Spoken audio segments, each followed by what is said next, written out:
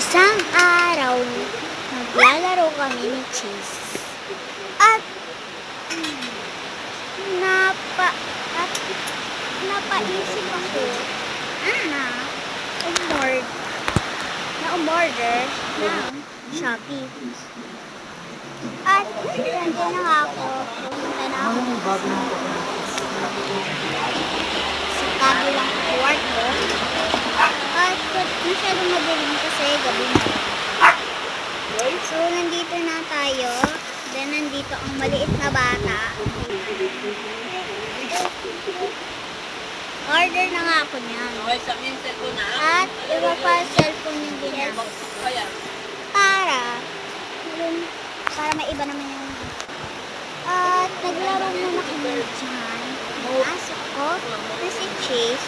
Kagat-kagat nga siya sa akin. At naglaro-laro lang kami. Then, pasabi na nga lang ako din. Tagal naman. Hi, saan oras kaya yung dating? Nag-antay na lang ako ng konting oras. A few inches later. So guys, nandiyan na nga ulit tayo. Then nandyan na, tumawag na yung in-orderan ko. Nandito na tayo guys! Ako masyado madilim. Sinabi ko sa inyo gabi. Order ko.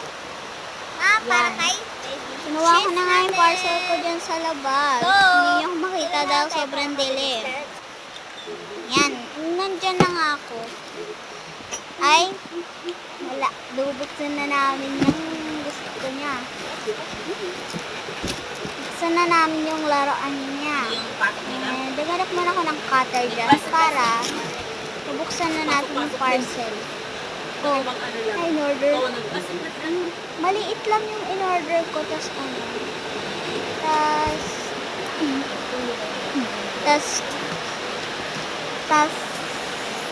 malaki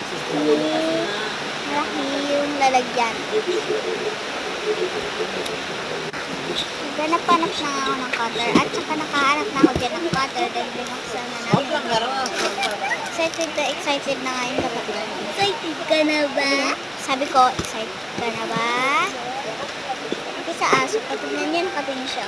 Laruan. Favorite niya yan eh. Kaya bumlaw na bago kasi nasira yung laruan niya na yun. Ano, handang-handa oh. Naglalaro pa rin sa likod ko.